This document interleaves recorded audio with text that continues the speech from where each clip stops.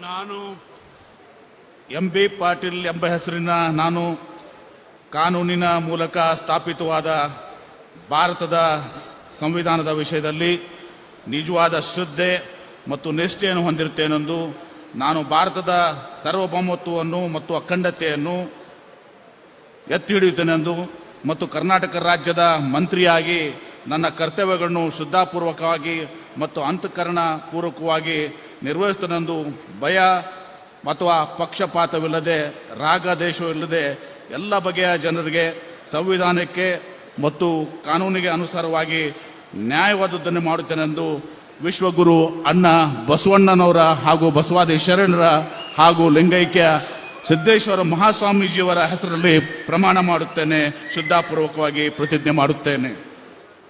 ನಾನು ಎಂ.ಬಿ. ಪಾಟೀಲ್ ಎಂಬ ಹೆಸರಿನ ನಾನು ಕರ್ನಾಟಕ ರಾಜ್ಯದ ಮಂತ್ರಿಯಾಗಿ ನನ್ನ ಪರ್ಯಾಲೋಚನೆಗೆ ತರಲಾಗುವ ಅಥವಾ ನನಗೆ ತಿಳಿದು ಬರುವ ಯಾವುದೇ ವಿಷಯವನ್ನು ರಾಜ್ಯದ ಮಂತ್ರಿಯಾಗಿ ನನ್ನ ಕರ್ತವ್ಯಗಳ ಯುಕ್ತ ನಿರ್ವಹಣೆಗೆ ಅಗತ್ಯವಾಗಬಹುದಾದ ಸಂದರ್ಭದಲ್ಲದೆ ಅನ್ಯಥಾ ಯಾರೇ ವ್ಯಕ್ತಿಗೆ ಅಥವಾ ವ್ಯಕ್ತಿಗಳಿಗೆ ಪ್ರತ್ಯಕ್ಷವಾಗಿ ಅಥವಾ ಪರೋಕ್ಷವಾಗಿ ತಿಳಿಸುವುದಿಲ್ಲ ಅಥವಾ ಬಹಿರಂಗಪಡಿಸಲು ಎಂದು ವಿಶ್ವಗುರು ಅಣ್ಣ ಬಸವಣ್ಣನವರ ಹಾಗೂ ಬಸವಾದಿ ಶರಣರ ಮತ್ತು ಶ್ರೀ ಪರಮಪೂಜ್ಯ ಸಿದ್ದೇಶ್ವರ ಮಹಾಸ್ವಾಮೀಜಿಯವರ ಹೆಸರಿನಲ್ಲಿ ಪ್ರಮಾಣ ಮಾಡುತ್ತೇನೆ, ಶ್ರದ್ಧಾಪೂರ್ವಕವಾಗಿ ಪ್ರತಿಜ್ಞೆ ಮಾಡುತ್ತೇನೆ.